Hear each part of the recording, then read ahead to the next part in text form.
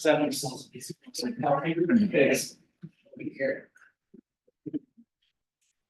evening. Welcome to the April 24th, 2024 City Council meeting at Colfax. City Clerk, time for the Pledge of Allegiance. Do we have a representative from the museum that would like to lead us in the Pledge of Allegiance? Speak. I pledge allegiance to the flag of the United States of America and to the republic for which it stands, one nation, under God, indivisible, with liberty and justice for all. Would the city clerk please take the roll?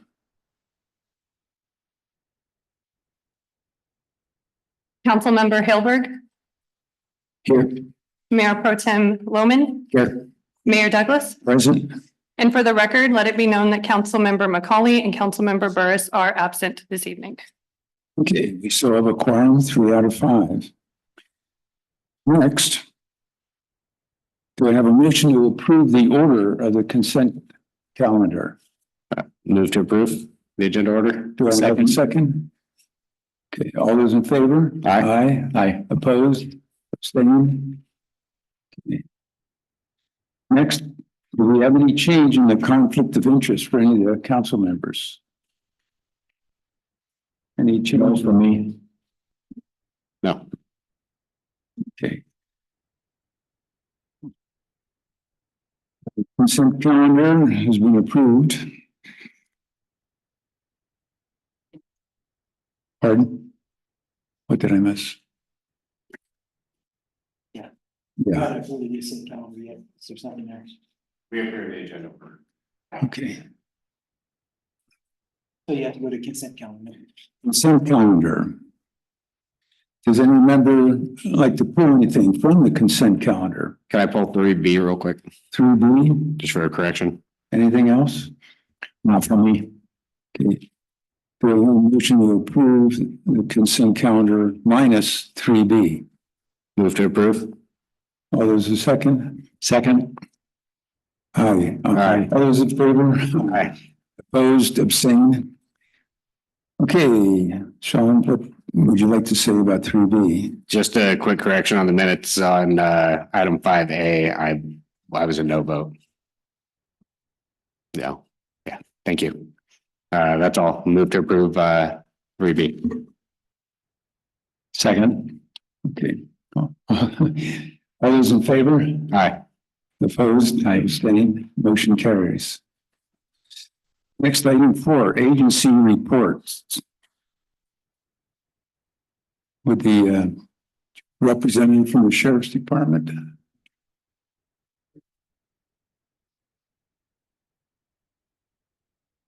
Thank you for having me. My name is John Tanaromi. I'm a deputy with the Sheriff's Office. With me is Gina Doris, one of our newest law enforcement chaplains. So I wanted to introduce her to everybody, and if I can get her up here to tell you a little bit more about what the chaplains offer the community, I think it would be beneficial for all of us. So this is Gina. Hi, everyone.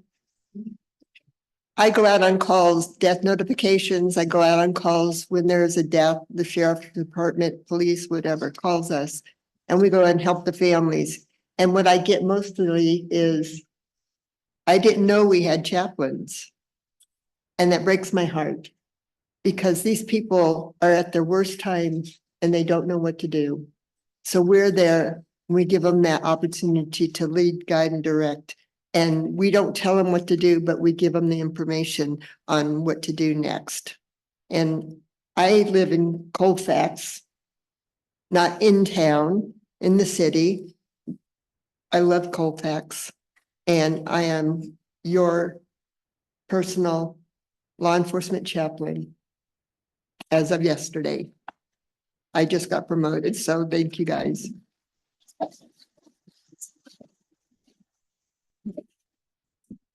Thank you, Gina. Sergeant Griffiths told me that he already gave report. So I will not be providing a report, but I'm here for any questions if anybody has any. I have a question. Does Yes, it get hot wearing all that gear? Believe it or not, Saturday is my Friday. So on Saturday, I was standing in the sun and I was getting sweaty and I was disappointed because I think it was only in the 70s. So it does get hot. And I freeze all the time, so he goes, how come you brought a jacket, you know? I go, because, he goes, oh, yeah. Yeah, air conditioner all the time.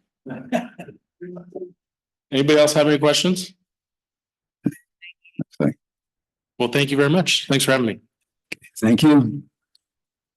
Next, the representative from CHP. I also do not have anything to add today unless there's any questions.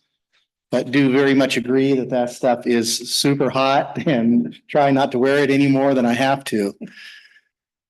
If you have no report, does that mean there was no crime, everybody behaved? For the most part, yes. Oh. We've had a pretty All right. smooth couple of Colfax. weeks. Yes. I have questions. Yes, sir. I understand that the state legislature is trying to pass a law that says that your car is gonna warn you if you drive 5 miles an hour over the speed limit. I have not heard that. Yeah, it was just on the news today. Mhm. Now, I was kind of curious about why don't you guys enforce the speed law? Speed limits? We do try to, No, you don't. Don't lie to us. No. Just look at the advantage that enforcing the law would be. I'm sure you understand that there'd be fewer dangerous accidents. You'd have a flow of revenue, right? And you'd save lives. But you don't enforce them because you want to be happy with friends, right? I'm sorry. I don't mean to embarrass you. It's odd to enforce the speed limit law. You never heard of me. yeah, that is one of the very big problems with that is we do get that question quite often, and especially in the smaller towns. And when we go out and hammer the law, like you say, and then all of the locals get, well, we don't want you to write us a ticket. We only want to get the outsider people to get a ticket. You know, and we do try to enforce the law as best as we can, and but you got to be reasonable about it and try to pick out the worst of the worst and not just stop every car. Because if you stop every car at 66 miles an hour, I would never leave the parking lot of my office, and I would never ever get anything accomplished. And as far as the revenue goes, as far as highway patrol goes, none of the tickets that we issue, we get a single penny of the revenue from that. That all goes to the county that it is written in. None of that goes to the highway patrol. It's just the facts, just the way it is. Thank you. You're welcome. Any other questions? I want to apologize. There's always got to be one curmudgeon in the audience, so. That's all right. Thank you. Have a good evening. Thank you. And next, the representative from Cal Fire. Good evening, Mr. Mayor, City Council, Bob Counts, Assistant Chief with Cal Fire. I do have one item to report tonight. Actually sad to report that our battalion chief, Jeff Lovelace, has accepted a promotion at our Sacramento headquarters in the statewide training division as an assistant chief. So I'm going to be sad to see Jeff go. He reports May 1st next week down to Sacramento headquarters. And Jeff's been a tremendous asset to me here in the Colfax area and just an all around great guy. So sad to see Jeff go. And I'm actively working on finding a replacement for Jeff. So, and I'll be reporting out on that as soon as I do. And that was all for tonight, unless anybody has any questions. No. Thank you. Thank you. Next, our nonprofit. Do we have any representatives from the nonprofit?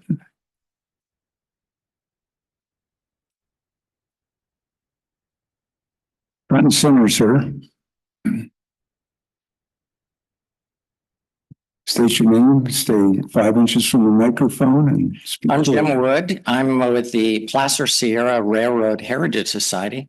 We're incorporated in Colfax. Nobody knew that. But we've been very active in this community for over 20 years.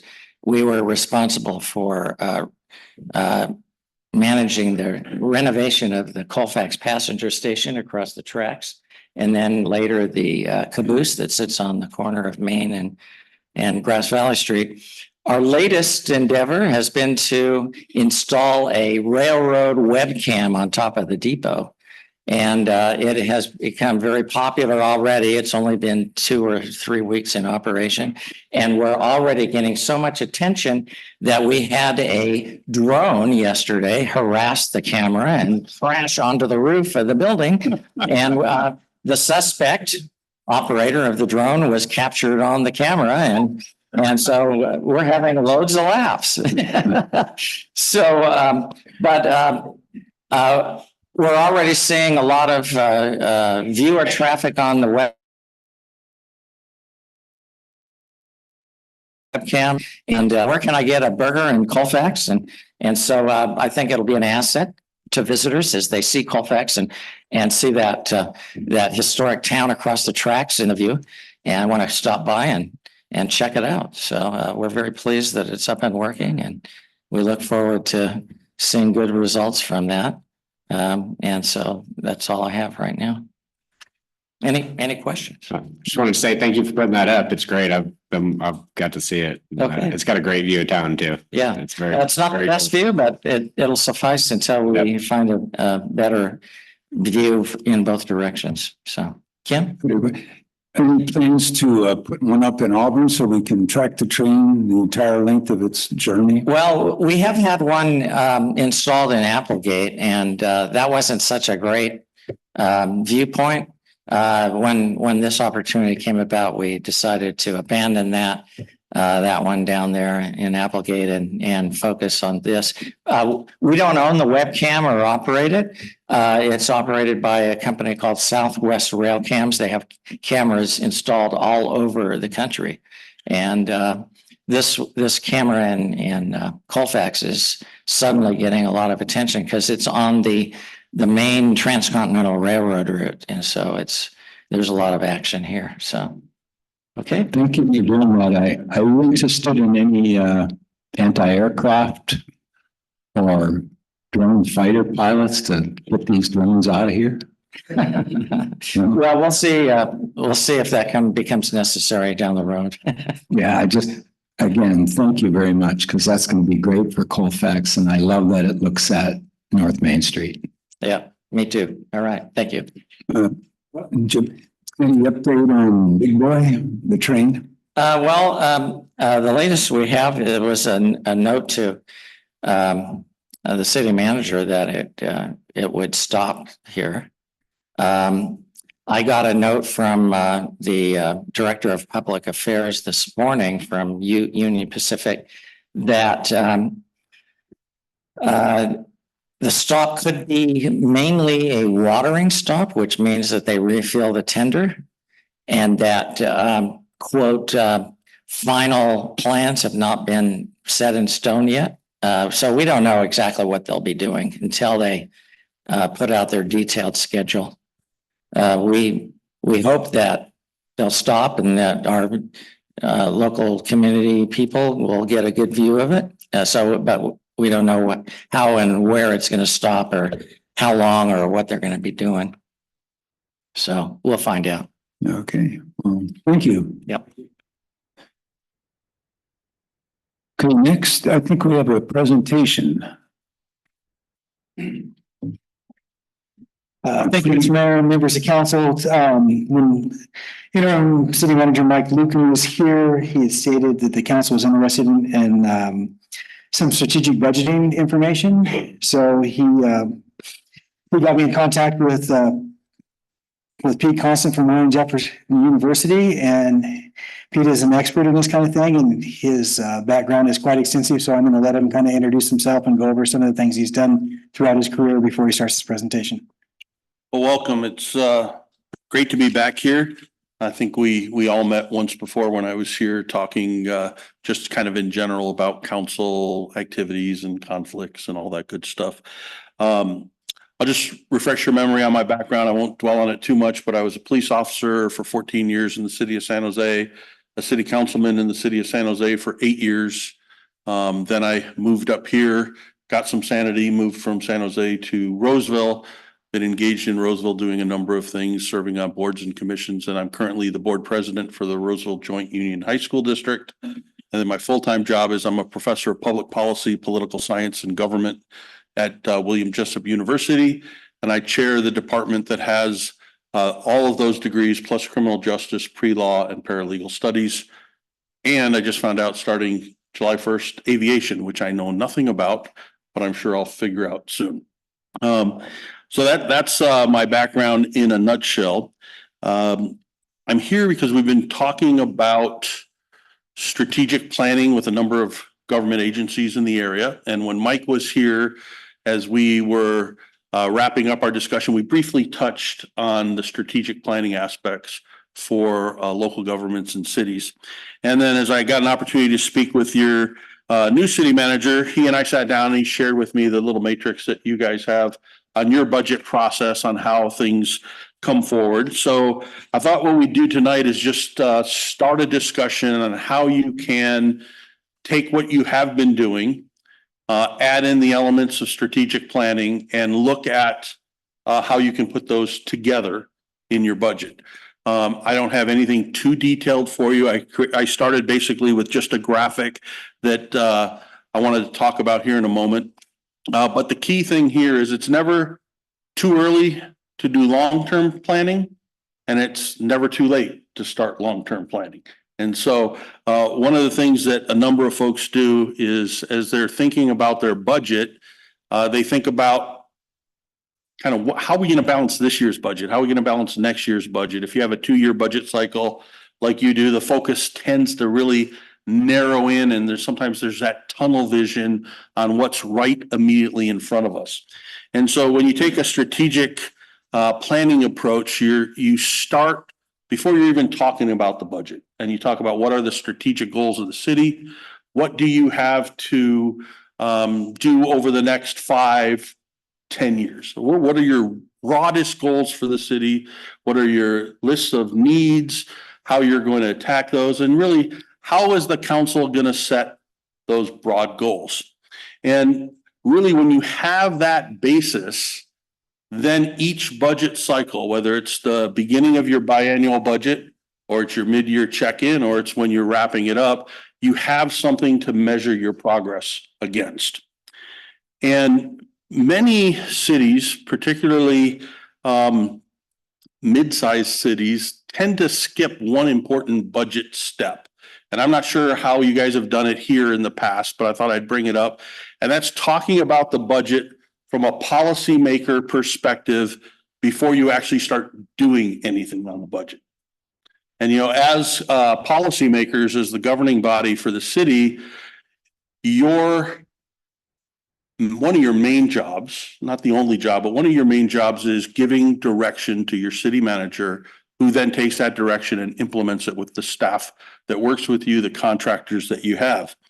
And oftentimes, councils will sit back and wait for the city manager to present a budget and then start talking about things. And then there's all these little amendments to the budget as you go forward. But we have found best practices really help if you have that discussion before the city manager even starts to work on the budget. So as a council, you engage amongst yourself and with members of the public, and you get together and you talk about, okay, our strategic goals, our strategic plan says we should be doing this. We're coming forward, we're getting ready to our budget.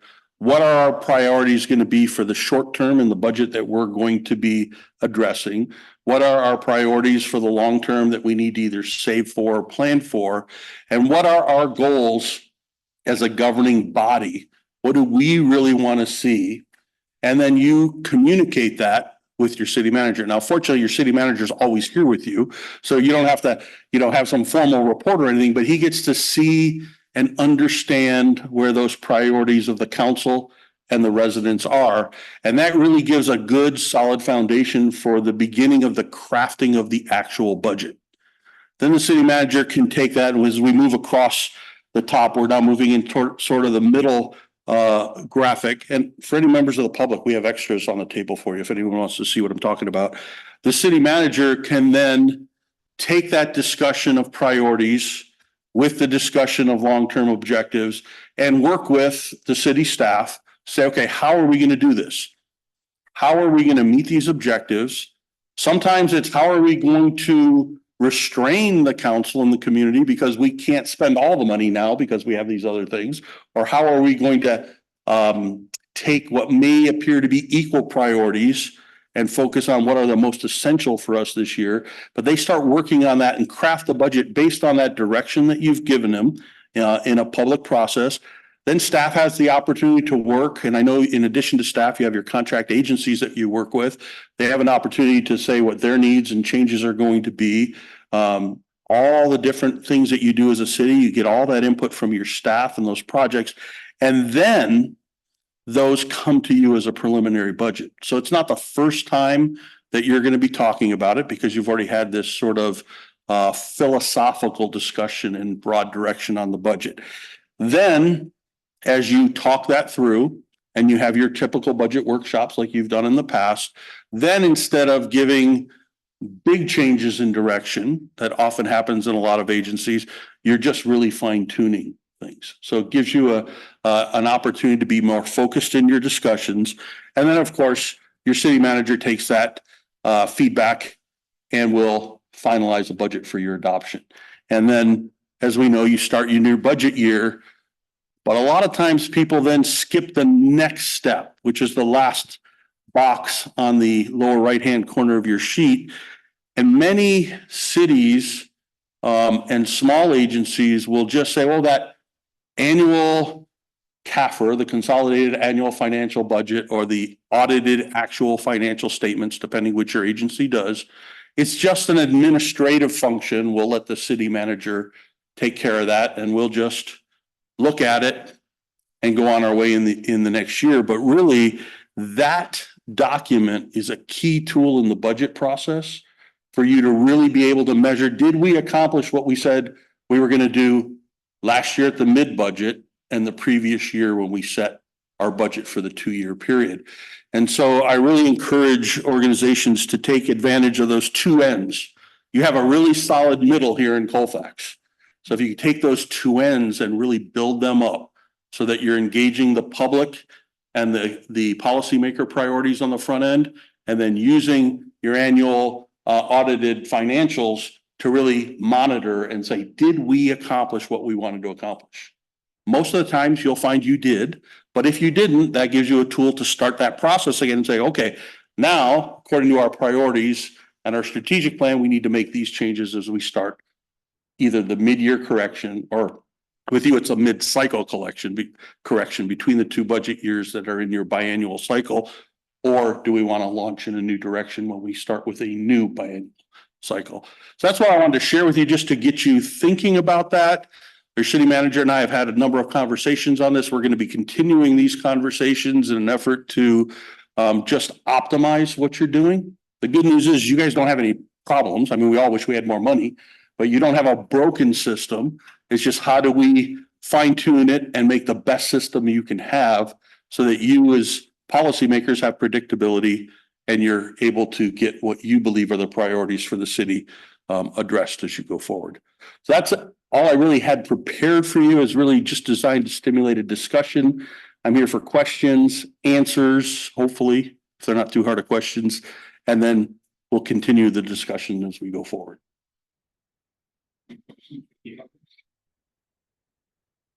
How is the public participate? As I'm doing so.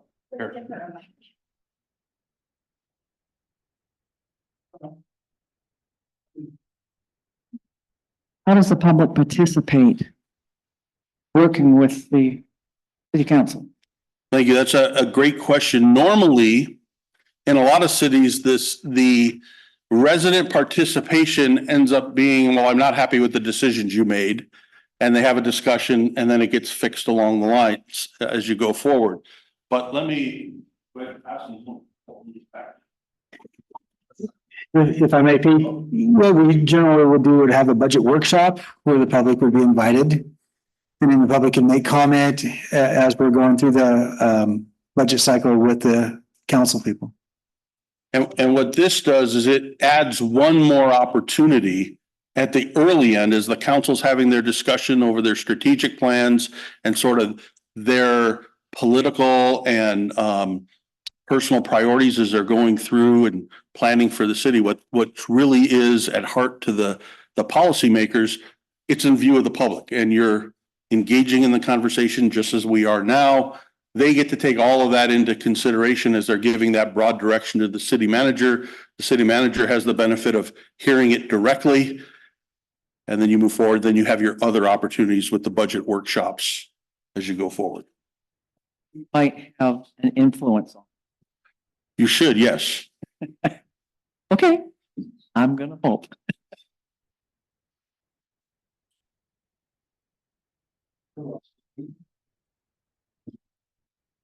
Notice that you, on your chart here, you're plugging in that workshop between the preliminary and the final budget.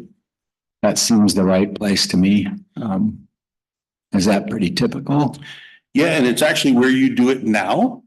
So it's really not a change to what you're doing. It's just showing it in context of the other steps. So it is a good spot. That and that early meeting where you're having the philosophical discussions of what are our priorities, what do we want to see, what are sort of the 40,000 foot elevation perspectives on the budget.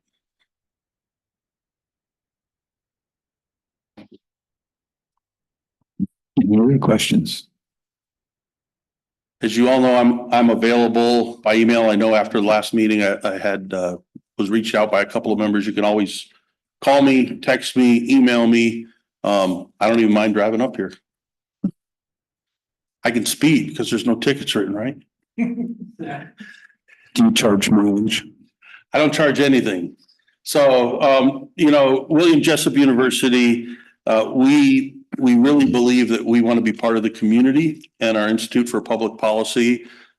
We do a lot of different things, but one of the things that we pride ourselves in is contributing to the community around us, the community where our students come from, and the communities that our students are going to be going back and working in. So we've had a number of discussions with other cities, with school boards, pretty much anybody who wants help. We're here to help. We're not here to tell you how to do things. We're just here to say, these are what has been happening out there. And if you want our help getting there, we'll help you get there. Thank you. Would that include help with grants, for example? Could that or no? It's not my area of specialty. Are you looking to identify grants, or are you looking to apply for grants, or both? I was thinking application, but searching for where a grant can be sent, those sort of things. Is there somebody other than yourself at William Jessup that could help us with that if we had the interest? I can find out. I don't know the answer to that, but I can find out for you. Okay, thanks. Okay, well, thank you very much. All right. Anytime you need me, I know your city manager and I have plans to have a few other discussions, so just let me know how and when I can be of service, and I'm here for you guys. Thank you. All right. Thank you. Item number 6, public hearing. There is no public hearing, so we move on to item number 7, public comment. And first in the queue for public comment is. Okay. The dynamic duo.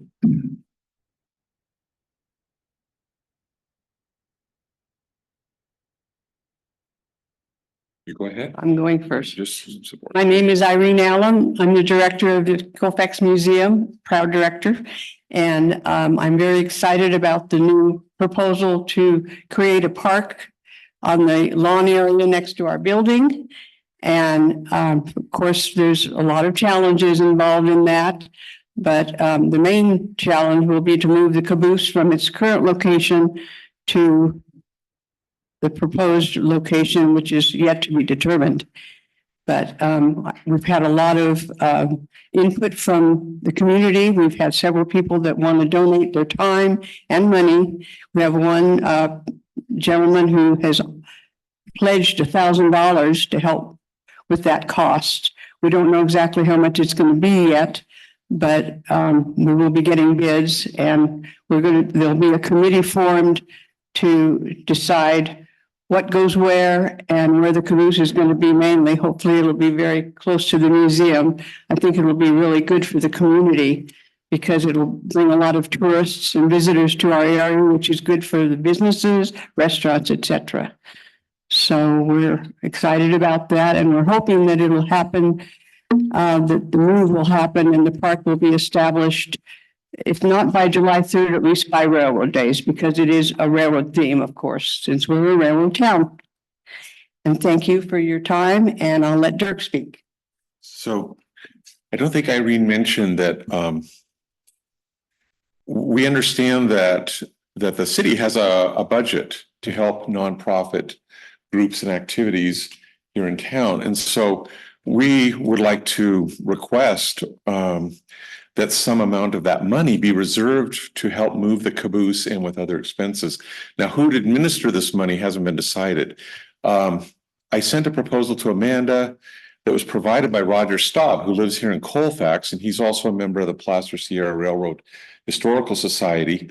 Knowing Roger, this was the work of a number of people with a lot of reviews.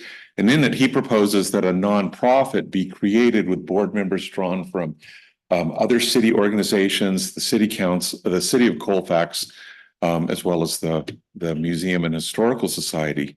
So we're not suggesting a specific amount, but we do want to proceed with the idea that, you know, this is one of the big projects that will be involved, moving that caboose. Someone suggested having the football team haul it like on logs and drag it, that's my favorite idea. But and I think that's it. Can you think of I'm sorry, I anything else? forgot to mention that. No, that's why we're both here. Right. So thank you, unless there's any questions. Okay. All right, well, you have 2 more minutes if you want to just, Anything else? If you'd be willing, would you know what organization you'd want the money in, come up with a number and go ahead and bring it back to council? And I'm sure we'll be happy to. Yeah, I think we're going to be on the agenda for the next meeting in 2 weeks. Great. No more than, hopefully we'll be forming a committee, nonprofit, the chamber and the Historical Society Yeah. and A lot. Lions and any nonprofit that wants to be involved to make that determination of where the caboose is going to go and what all is going to go in the park. And then we'll be reaching out. Hopefully we'll get some donations because we need a large flatbed to move it, and we need a crane to pick it up. It's heavy. So those will be things that we'll be looking into as soon as the committee is formed, and then we'll have a better idea of how much it's going to cost. Thank you. Any other questions? any questions from the public? No? Thank you. Thank you for your presentation. Thank you.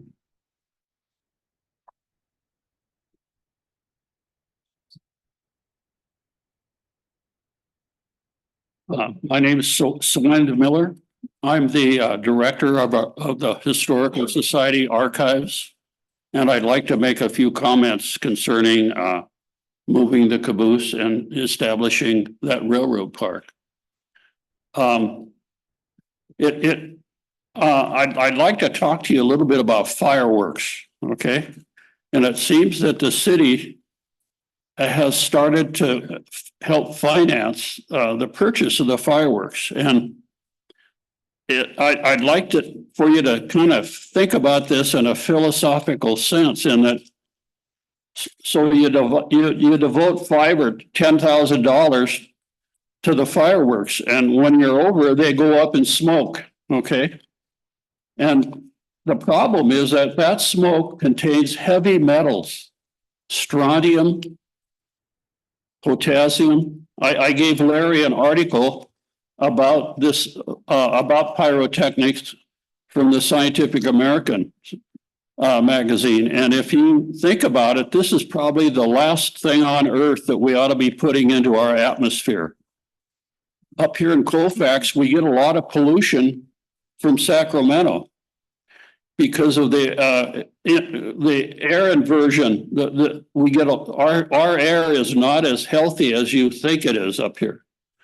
And anyway, I'd like you to really think seriously when you budget money for the fireworks, that maybe that money could be spent more constructively. Yeah, it could. Because you have to really ask yourself, when we put on an event here, what's the goal? Is the goal to have large numbers of people come here, or is the goal to have a quality event that's good for the community? And sometimes those are in conflict, you know. So anyway, that's my appeal to you. Please spend this money more wisely and keep fireworks out of your mind. Thank you. Thank you. Any other public comment?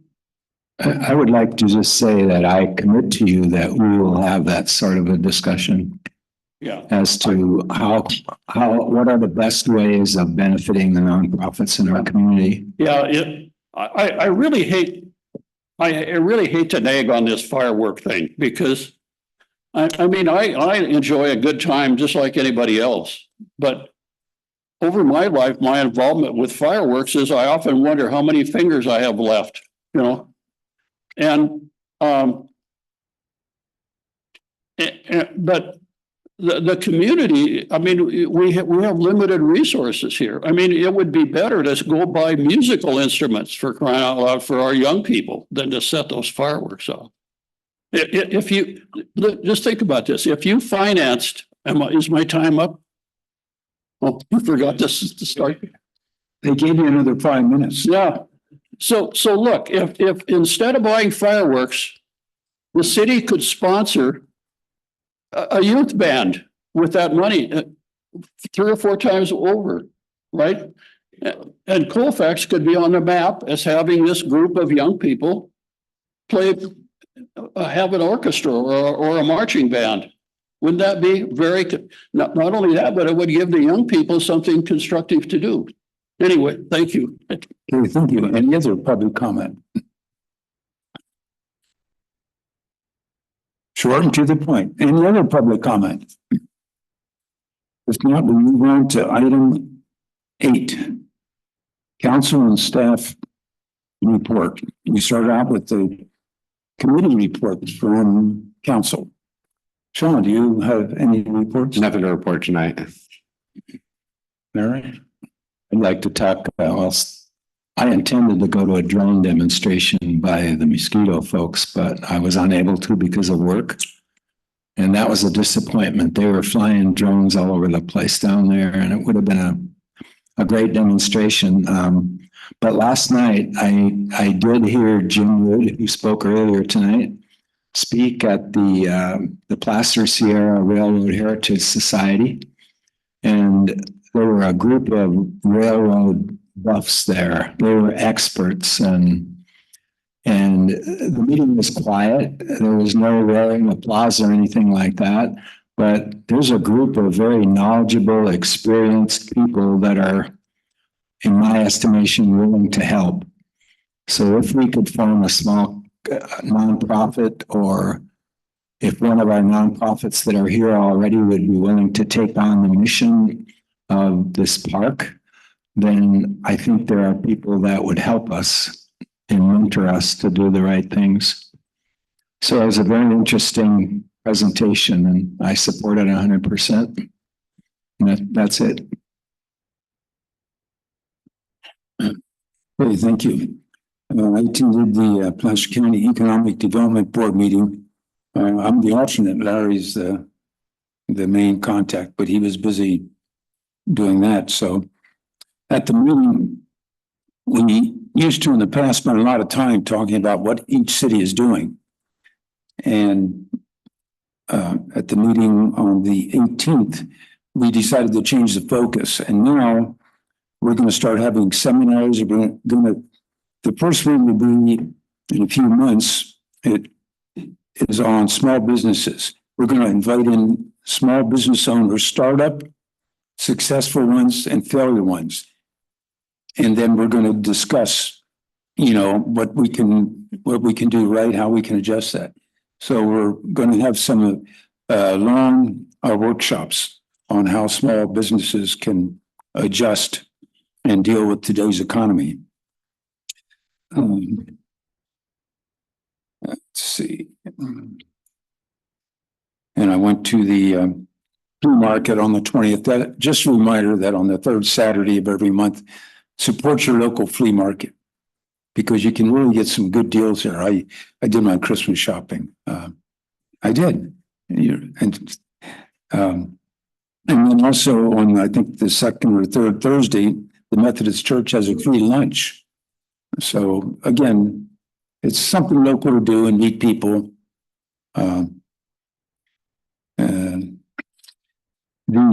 Sunday at the train depot, there was free food. The Weimar Institute cooked food for people from noon till 6, showing how to cook in a healthy manner. And then later on, they had a music concert down at the Weimar Institute, which I attended. Just if they're going to visit us, I figure we should visit them. And they actually put on a great music program there at the Weimar Institute. I was surprised. That's it. City Manager? Thank you, Mr. Mayor. Project CDBG Road Rehabilitation Project. Kickoff meeting is Tuesday, April 30th. That's when the request is scheduled from the contractors. So we'll know how the construction schedule will be laid out. I'll be able to bring you that afterwards. I&I project is getting close to paving. I haven't got an exact date when to start paving yet, but they're well on their way. Algae project is sewer plant, well underway. Holes dug, trenches, laying pipe, all that kind of thing. So that's looking very good out there. Don't want anybody to forget, but we have the sewer rate workshop May 1st at 6 o'clock here at City Hall. Real exciting news. Colfax Hotel submitted plans to the planning department. So that's going through the process now. AMPM EV charging station was approved by building and we're waiting for city engineers approval. And then the house at 211 Grass Valley, the demo has been complete. So they're in the design phase for rebuilding that house now. And that's all I have. Yes, very quick. Okay, next item 9, council business. This is for the caboose relocation. We're going to pick an ad hoc committee. I'd like to be the first volunteer. We've been talking about that, starting with Mike Lucan, going back many months, talk about it with Ron. And one of the things I'd like to bring up to the museum and the railroad group, the best way I think to get that train to stop here, the big train, is to do something, give them a reason to stop. And that'd be the first thing I would be interested in getting going on this committee is what sort of an event or what could we do to encourage them to stop rather than, just hope they stop. So I think the Railroad Heritage Group probably could come up with some ideas maybe. And the next time they have a meeting, which is next month, I would like to go down and ask them. But I'd like very much, I volunteer to be part of this committee, please. All right. Caroline had expressed interest too on. Okay. Jordan. So if you're okay, I'd like to make a motion that we put Caroline. Caroline. All right, so we have a motion for Larry and Caroline to be on the ad hoc committee. Do I hear a second on that motion? I'll second. All those in favor? Aye. Aye. All those opposed? All those abstain? Motion carries. We have really will be Sean and Carolyn to work with. I think it was Larry and Carolyn, not Sean and Carolyn. Yeah. One of the reasons that encourages me is that it almost seems to me like the younger generation, for the larger part, is disengaged in volunteering and in organizations. And I like the idea of working with a younger person and maybe pulling off a project that could help bridge that gap and get some of the more of the younger people. Like Sean does and like Carolyn does, and get them engaged in the community and volunteering. Just to expand a little more, Mr. Mayor and council members. This just isn't about moving the caboose, although when we first started talking about it, it got so big that I decided we needed an ad hoc committee to do it. But it's also about eventually forming an outside walking museum next to our indoor museum out there with different train memorabilia out there. So that's my long-term plan, is to have an outdoor museum next to our indoor one. And this committee will help with those decisions as well. Okay, is there any comment from the public on what we just decided on our ad hoc committee?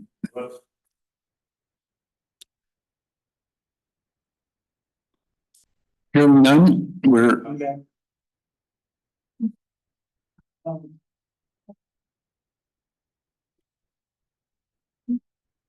better keep the microphone for the rest of the night.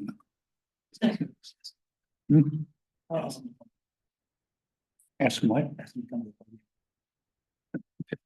Podium. I was wondering how the community could help. I think once we get this committee going, I think we can figure that out. There are so many ways. I mean, financially, I think it was Kim first broached this idea that if the train was, or if the caboose was moved in small increments, I think it might mean setting the tracks out in front of it and then moving it. And we could do fundraisers by people that are pretending to push the train, and they could pay money for that to get that photograph. And I want to donate myself. I know that would be my first official act, but I think both financial help, and I think it would inspire our entire community because it's the right thing to do. And many of the people that live here would look around and say, oh, something happened. Look, something happened downtown, and just ignite the interest in maybe some of the other things that can happen. And this is a railroad town. And this is the single best thing that we could do, I believe, to get started. So I have, in my church, I have people that step up and help in situations like this. So I just wondered how we could do that. Okay. I think we will reach out. Okay. Yeah. Mm-hmm. So how do we know, how would you do that? Well, we have a local paper. You know, we could do it at council meetings, bulletin boards, visiting the service clubs, here, trying to engage people. You do it here too? Yes. Okay. And I mean, I've seen amazing things happen. Thanks. Get you next. I'd like to make a comment on how people can help. The membership of the Colfax Area Historical Society over the years never increases. It always decreases. And what we need is we need more support from the community. The people come in the museum and they are astonished. They have no idea that it's here. And you know, people come in there and they're very enthusiastic and they're curious about the history of this town. And the Chamber of Commerce is right next door. So, and we work together as a team. Our volunteers commingle between those two organizations. So we have a really wonderful opportunity at the depot. We help travelers and tourists. We help them deal with the train system. We help them figure out how to get to Grass Valley. And so this is really an opportunity for the town because we will centralize enthusiasm for the historical aspects. And there are a lot of train enthusiasts that are around here. It's amazing. Anyway, I just wanted to say that this is really can be a positive thing for the community. Join the societies. Yeah, so I think the big costs are gonna be, you're gonna have low boys and a crane to pick this thing up in the tracks. And the videos I watched, they remove the wheels from the train and pick up the caboose part itself. Then they do the wheels and then the tracks. So there's no way UP will let you push that across the railroad track. So it's gonna have to be moved on a low boy. So that'll probably be the biggest cost that'll be involved in this move. Okay, we move to item 10, go to the order. Sean, do you?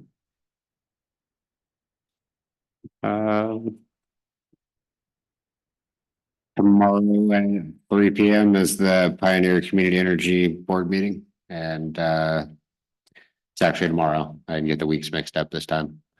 You can find the link online if you can't attend in person in Rockland, and hope to see you there. That's it. Okay, Larry, anything? Yeah, it's something I've been thinking about. I mentioned it briefly before. I would like the city to have its own system for broadcasting the meetings as opposed to simply on Facebook. And I'd like to see us put that on the agenda to see if I'm the only one that feels that way. I would like us to own our own data.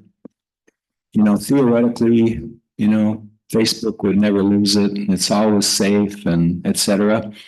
But I think it would be, if we have our own ownership, it probably even would be a quicker process of making it available. I think there must be some extra work. You know, I know they all show up and we have a hardworking staff putting those together. But I would like to at least have us explore the possibilities of owning our own system, including the videos and the whole thing. We do. We already own it. All the videos are posted on the city website, and we still post them. You can get them all off the city website. I still am not getting up on this. I'd like to see us on an agenda. We do our own recording and everything already, though. We're already holding our own data. Facebook is just one of the many ways that we're putting out the info, but and we put it on the agenda and have a deeper discussion. I'm not opposed to that. That's all. Okay, well, I'm going to go to the order is, Larry, you mentioned a way, how can we get Big Boy, engine 4114, I believe, to stop here? Well, I have an idea on that. Rita Dolphin, who lives a couple of blocks away, she's a retired actress off of Broadway. I think we should tie her to the tracks, like in the old melodrama, and that'll stop Big Boy. And city manager, any good of the order? I have nothing to add. Thank you. Okay, hearing nothing. It's not 7 o'clock yet. Oh, I'm just 10:08. Good. I was going to talk until 7 o'clock. 10:08.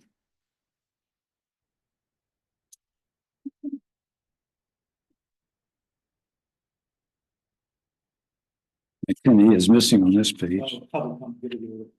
Okay, public comment. Is there any public comment on the good of the order? I think I skipped that because didn't we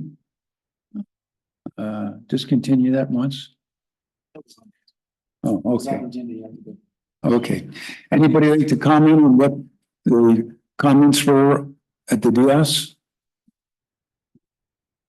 You're allowed to comment on our comments. Hearing that, the meeting is over at, oh gee, should we talk for 2 minutes? Okay, at 6:58. I think that set a record. We're not quiet.